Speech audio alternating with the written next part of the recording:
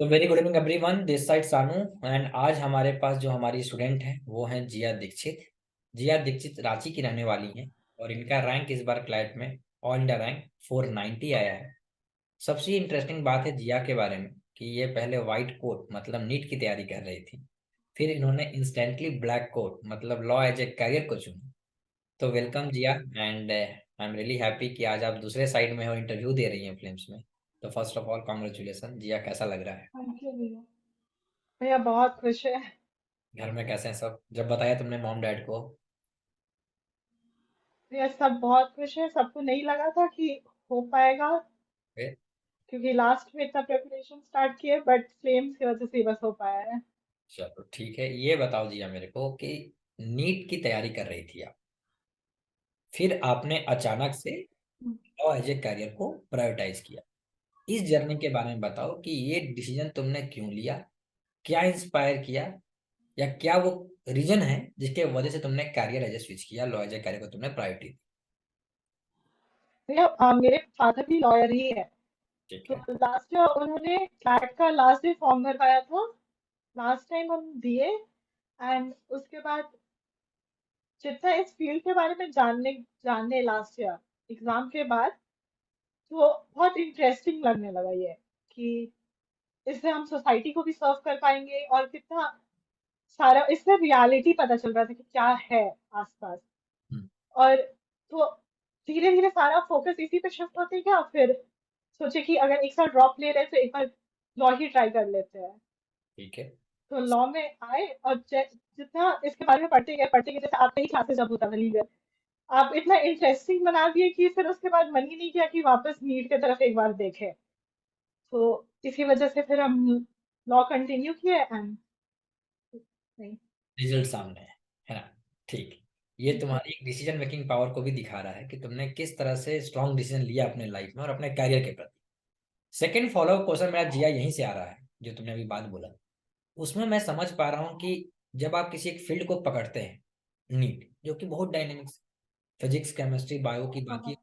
होते लगे, फिर आप एक लॉ एज ए करियर में आती हैं जहाँ पे अलग आपकी पर्सनालिटी चेकिंग स्टार्ट होती है, आपकी रीडिंग कैपेसिटी होती है।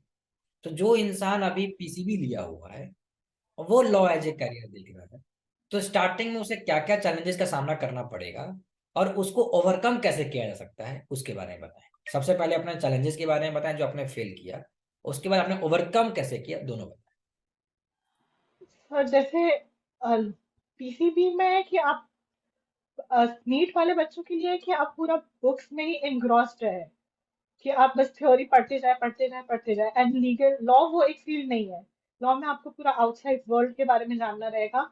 एंड ये चीज हमको बहुत चैलेंजिंग लगा था कि नीट की वजह से हम बस बुक्स के बारे में जानते थे, बेसिकली थ्योरी पीस, फिजिक्स क्या है, केमिस्ट्री क्या है, बायो क्या है, उसी के अंदर क्या चल रहा है, वर्ल्ड में क्या चल रहा है वो हमको नहीं पता था। एंड जब हम शिफ्ट किए क्लाट में, तो ये चीज हमको बहुत चैलेंजिंग लग रहा था कि सब जगह क्या हो रहा है वो हमको कुछ समझ ही नहीं आ रहा था, क्योंकि हर एक चीज इंटरकनेक्टेड रहता है। एंड ये यहाँ हो रहा है और वो वहाँ हो रहा है, और हम कनेक्ट नहीं कर पाते थे बहुत टाइम तक। जो जिस वजह से जीके में स्पेशली हमको बहुत दिक्कत होता था, क्योंकि हमको कोई आइडिया ही नहीं था कि 11th 12th में के टाइम पे क्या हुआ। एंड बहुत सारा चीज पहले से कनेक्टेड रहता था, तो वो सब हमको नहीं समझ में आता था। बहुत टाइम बाद फिर मेरा जीके थोड़ा कंट्रोल में आया था। स्टार्टिंग में आपको रीडिंग में भी दिक्कत हो रही थी या रीडिंग ठीक थी? नहीं, रीडिंग ठीक थी। रीडिंग क्योंकि बचपन से ही हमको नॉवेल्स का बहुत शौक था, तो रीडिंग स्पीड मेरा हमेशा से ठीक था, एंड कॉम्प्रिहेंडिंग स्किल्स। सीआर में चैलेंजेस हुआ या सीआर में भी नहीं हुआ? तो यह सीआर में थोड़ा होता था, क्योंकि उसमें अलग ही वे में थिंक करना रहता है पूरा, तो उसमें हमको थोड़ा दिक्कत होता था। बट सिद्धार्थ भैया का क्लासेस की वजह से वो पूरा कॉन्सेप्ट क्लियर कर देते थे, तो बस क्वेश्चन प्रैक्टिस करना पड़ता था। जो आदमी बिगनर है, जो अभी क्लैट की तैयारी कर रहा है और आपने लास्ट ईयर भी क्लैट दिया, तो आप एक तरह से ड्रॉपर रहे, हाँ, दोबारा क्लैट लिखे। लास्ट ईयर आपने तैयारी की थी कहीं से या सेल्फ स्टडी ही थी?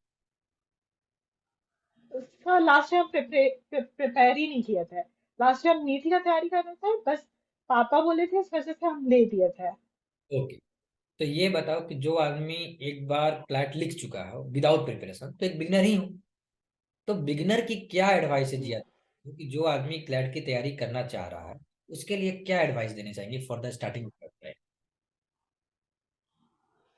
हाँ, हम तो आई विल सजेस्ट कि वो पहले अपना रीडिंग स्पीड पे फोकस करें, क्योंकि जो मेरा रीडिंग स्पीड ही एक्चुअली हमको एग्जाम के दिन बहुत हेल्प किया, क्योंकि मेरे को पैनिक करने का प्रॉब्लम है, बहुत ज्यादा पैनिक करते हैं। एंड एग्जाम सेंटर में एग्जाम लिखते वक्त एक्चुअली हम हाफ आवर पैनिक ही कर रहे थे, बट हम हर एक मॉक 90 मिनट्स में दे रहे थे 1 महीना से।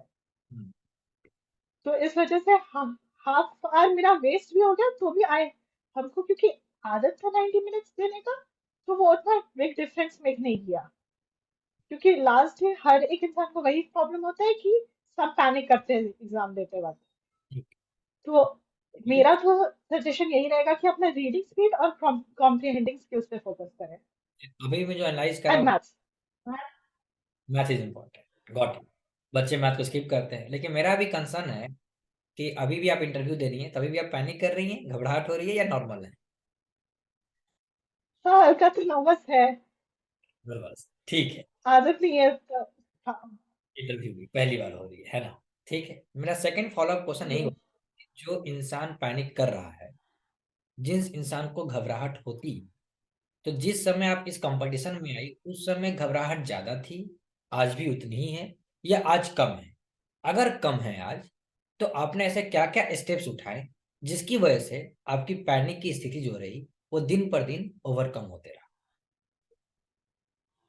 तो स्टार्टिंग में आए थे तो बहुत पैनिक कर रहे थे, क्योंकि जितने भी जन थे, जब फ्लेम्स ज्वाइन किए थे तो आधे जन, बहुत सारे जैसे सेकंड बैच के स्टूडेंट्स हम लोग के साथ जब लीगल पढ़ रहे थे, तो वो लोग बहुत आगे थे। तो हमेशा एक चीज लगता था कि नहीं होगा नहीं होगा, तो वो बहुत पैनिक करते थे।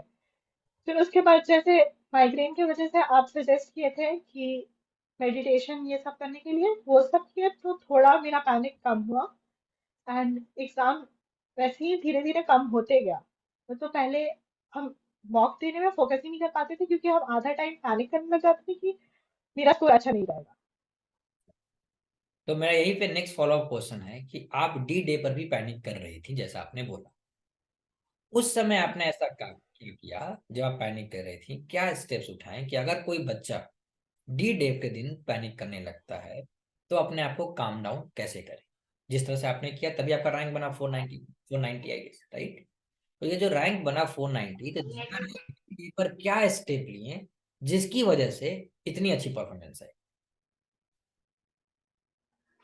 फिर उस दिन पैनिक किया, उसके बाद फिर फोकस करने का कोशिश किया कि अगर हम पैनिक ही करते रहेंगे तो एक, तब तो और कुछ नहीं होने वाला है। एंड देन हम अपना पूरा जो स्ट्रैटेजी था जिस वे में हम मॉक देते हैं, वो स्किप करके हम मैथ सेक्शन की तरफ गए, क्योंकि मैथ्स मेरा स्ट्रॉन्ग पॉइंट था एंड वो कभी डिसअपॉइंट नहीं किया है। ठीक है। मेरा यहीं पर एक सेकंड फॉलोअप आता है कि आप मॉक देती रही साल भर में, आपने आपने कलाम बैच 3 में आया फ्लेम्स हमसे 4-5 महीने पहले ज्वाइन किया, उसके पहले आप सिर्फ तैयारी कर रही थी। तो आप पूरे 6-7 महीने के जर्नी में आपने कितने मॉक लिखे होंगे अंदाजा है?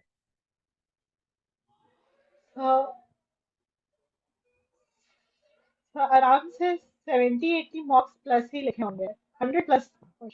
ठीक फ्लेम्स। है, स्ट्रेटेजी क्या? पहले तो हम हमेशा इंग्लिश सेक्शन से स्टार्ट करते थे, बिकॉज रीडिंग स्पीड अच्छी थी, तो वो 20 मिनट में मेरी कंप्लीट हो जाती थी। है? तो एक हमेशा हमको लगता था कि हाँ 20 मिनट्स में एक सेक्शन तो I am done with it. इसलिए हम रीडिंग पहले आरसी से स्टार्ट करते थे, एंड उसके बाद फिर हम देखते थे कि कौन कौन सा सेक्शन बेटर है, लीगल ज्यादा इजी है, सीआर है। एंड जो ज्यादा इजी रहता था फिर हम उसको अटेम्प्ट करते थे। एंड क्योंकि मेरा जीके वीक था, तो हम जीके लास्ट में अटेम्प्ट करने की कोशिश करते थे, क्योंकि अगर जीके मेरा अटेम्प्ट अच्छा नहीं रहा तो हम बहुत डिसअपॉइंट हो जाएंगे, एंड फिर उसकी वजह से बाकी पेपर मेरा खराब हो जाएगा। क्लियर ना?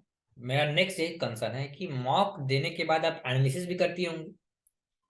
हाँ तो सर, सारा जो एनालिसिस करते हैं। स्टार्ट कर रहा है प्रिपरेशन या जो आदमी तैयारी कर रहा है, बट उसको आज भी आइडेंटिफिकेशन है कि मॉक की एनालिसिस कैसे की जाती है, so Jiya throw some light that how to analyse a mock.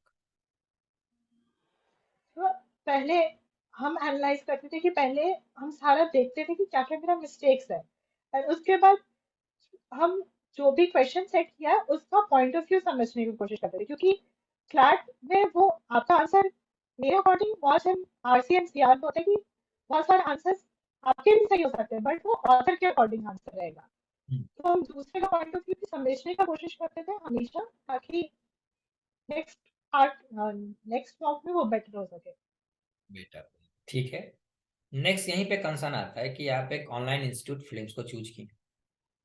अक्सर ये सोसाइटी में मिथ है कि ऑनलाइन इंस्टीट्यूट में फैकल्टी से कोऑर्डिनेशन नहीं होती है, बच्चे से बातचीत नहीं हो पाती है, बच्चे म्यूट रहते हैं, इंटरेक्ट नहीं कर सकते हैं, डाउट रेगुलर नहीं पूछ सकते हैं, डाउट के लिए उन्हें ईमेल करना पड़ेगा, या जो दूसरी प्रोसेस है, या फैकल्टी से बातचीत नहीं है, डाउट पेंडिंग रह जाते हैं, या तमाम जो कंसर्न ऑनलाइन इंस्टीट्यूट के रिगार्डिंग है। आपकी लाइफ की पहली कोचिंग रही ऑनलाइन, या इसके पहले आपने ऑनलाइन पढ़ रखा है कहीं पर भी नीट के टाइम सर ये पर? फर्स्ट ऑनलाइन कोचिंग था। First time. ठीक नहीं है। नहीं, first online coaching. First online coaching कैसा रहा एक्सपीरियंस आपकी जर्नी फ्लेम्स में, कैसे रही, आपने क्या सीखा? हाँ बहुत अच्छा था। फर्स्ट डे जब आए थे तब थोड़ा हल्का डाउट था, बट जैसे ही क्लासेस स्टार्ट हुआ तो देखे कि सारे टीचर्स बहुत फ्रेंडली है एंड बीच में हैंड रेस करके भी हम लोग डाउट पूछ सकते हैं। और वो एकदम प्रॉपर अच्छे से एक्सप्लेन करते थे कि एकदम सिली से सिली डाउट भी हम लोग पूछते थे तो वो कामली हम लोग को समझाते थे। ना कि जैसे बहुत सारी जगह पे होता है कि आप डाउट पूछेंगे और आप बहुत बच्चा जैसे डाउट पूछेंगे तो लोग आपका मजाक उड़ाते हैं। ट्रू। बट यहाँ पे वो कभी सीन नहीं हुआ। कोई भी हम लोग में से एकदम नॉर्मल बेसिक क्वेश्चन पूछता था तो फैकल्टी मेंबर्स एकदम अच्छे से डाउट सॉल्व करते थे। एंड डाउट क्लियरेंस ग्रुप में कोई भी डाउट डालने से तो इतने सारे रिप्लाई आ जाते थे कि कभी कोई डाउट का दिक्कत ही नहीं रहा। आपके मेंटर, आपको जो पर्सनल मेंटर दिए गए वो आकाश थे, न्यू दिल्ली के आकाश सर थे। यस कैसा रहा उनके साथ उनकी जर्नी, कैसा गाइड किया आपको पर्सनली लेवल सर। पर? तो बहुत अच्छे से वो फर्स्ट डे ही सब कुछ एक्सप्लेन कर दिए थे कि कैसे कैसे प्रिपेयर करना है। एंड वो जैसे बोले कि जिस सब्जेक्ट पे जैसे फोकस करना है, हम सारा चीज वैसे ही फॉलो किया है। और उनके ही गाइडेंस से यहाँ पे है अभी। बात नहीं हो ना, क्योंकि मैं इनडायरेक्टली उस मेंटर की फीडबैक भी ले रहा हूँ आपसे, तो ये सारे जवाब ऑनेस्ट है ना? हाँ भैया, आकाश में बहुत अच्छे से एक्सप्लेन किए थे। ठीक है, क्योंकि आकाश सर जब ये सुनेंगे तो मैं जरूर वो सुन के खुश होंगे कि, क्योंकि वो मुझसे फीडबैक मांग रहे थे कि how was my mentorship, is everything ऐसे विच आई कुड हेल्प। तो मुझे लगा कल जिया आ ही रही है इंटरव्यू के लिए, तो मैं उनसे उसी इंटरव्यू के टाइम पे पूछ लूंगा कि सच सब बता दे कि कैसा रहा। ठीक है। लास्ट जो क्वेश्चन है मेरा इस इंटरव्यू का, कि जो आदमी तैयारी करने जा रहा है इस साल फ्लैट, पेपर इस साल इजी बना, तो बहुत सारे बच्चों के डाउट आए कि इंस्टीट्यूट लेने की जरूरत भी है कि नहीं, गाइडेंस की जरूरत भी है कि नहीं, सेल्फ स्टडी से ही हो जाएगा जब पेपर इतना है। तो आपको लगता है कि क्या हम क्लैट कंसल्टेंट को प्रिडिक्ट कर सकते हैं कि नेक्स्ट ईयर भी पेपर इजी आए, और जो आदमी इसको सीरियसली नहीं ले रहा है वो नॉर्मल चिल आउट करके दे सकता है? क्या आपका एक्सपीरियंस रहा, आप क्लैट लिखा लास्ट ईयर तो मैंने, फ्लैट का क्या फ्लैट एक्सपीरियंस? कंसोर्टियम बहुत अनप्रिडिक्टेबल है, बहुत ज्यादा। लास्ट ईयर जितना भी हम प्रीवियस ईयर सॉल्व किए थे उससे तो इस साल पूरा अनप्रिडिक्टेबल आया था। कि इस बार इजी कर दिया इसका मतलब ये नहीं कि हर साल इजी ही करेगा।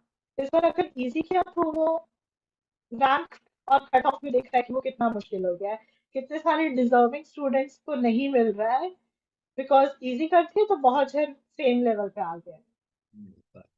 एंड अगर जो इंसान भी सेल्फ स्टडी पे अपना भरोसा कर रहा है, आई डोंट थिंक सो कि उसका ज्यादा चांस है निकलने का, क्योंकि एक गाइडेंस का जरूरत पड़ता है। एंड अगर जैसे हम सेल्फ स्टडी करने का कोशिश किए थे तो हम नहीं प्रॉपरली कर पा रहे थे, फिर फ्लेम्स में आए तो एक गाइडेंस था, एक प्रेशर था कि हाँ रेगुलरली मॉक देना ही है। ऐसे आप खुद से सेल्फ स्टडी कर रहे हैं, कोई देखने वाला नहीं रहता कि आप मॉक दे रहे हैं या नहीं दे रहे हैं। यहाँ पे सबको ही था आपके पीछे 24/7 लगे हुए हैं कि आप मॉक नहीं दिए, आप क्लासेस मिस कर रहे हैं, आप ये कर रहे हैं। तो जिस वजह से एक हैबिट में हर एक चीज होते रहा एंड क्लासेस का बहुत बेनिफिट होता है। जैसे बहुत सारी चीज वहां एग्जाम देते समय हमको बहुत सारी चीज याद आ रहा था कि आप ये चीज बताए हैं, ये ऐसे होगा। ठीक, तो वो मतलब हेल्प करता है। फैकल्टी की जो अपने एक्सपीरियंस है तुमने उसका बखूबी फायदा उठाया डी डे का। Yes sir. ठीक है। Any success Mantra for next year CLAT taker? हम तो यही सजेस्ट करेंगे कि मैथ्स पे फोकस करने, क्योंकि मैक्सिमम बच्चे जितनों को भी हम देखें सब मैथ्स स्किप कर देते हैं एंड मैथ्स ही मेन। इस बार 12 मार्क्स का आया था, अगर जो मैथ्स फुली अटेम्प्ट किया उन लोग का 12 मार्क्स आसानी से बढ़ गया। ठीक है तो ठीक। इसी वजह से हम तो सजेस्ट करेंगे कि मैथ्स सबसे स्ट्रॉन्ग पॉइंट रखने, एंड जीके मैक्सिमम बच्चे को रहता है कि जीके पे ही सारा फोकस डाल देते हैं। जीके जीके जीके ही करना है क्योंकि जीके ही सब कुछ करेगा, और वो बाकी सारा चीज सीआर आरसी लीगल छोड़ देते हैं, and which is very wrong. क्योंकि जीके की वजह से उन लोग का बाकी सारी चीज में ये हो जाता है, अगर जीके वो लोग नहीं भी करें 10 मार्क्स भी लाएंगे तो भी उन लोग का 105 मार्क्स का अटेम्प्ट रह सकता है। That's why we always to suggest in the classroom that CR plus RC plus LR is equal to what, Zia? CR plus, 80 marks selection. this is something very clear. So that's for the day and Zia बहुत अच्छा लगा and all the best for the future. Stay connected. अभी journey बहुत आगे हमें चल, हाँ भैया। फाइनली दिल्ली भी हो जाएगी और very close to the cut off. I guess that कि तुम्हारे स्कोर अच्छे बने हैं दिल्ली में भी, और आई होप कि होप कर रहे हैं कि हो जाए। हो जाएगा। Thank you so much Jiya and all the best. Signing off this side.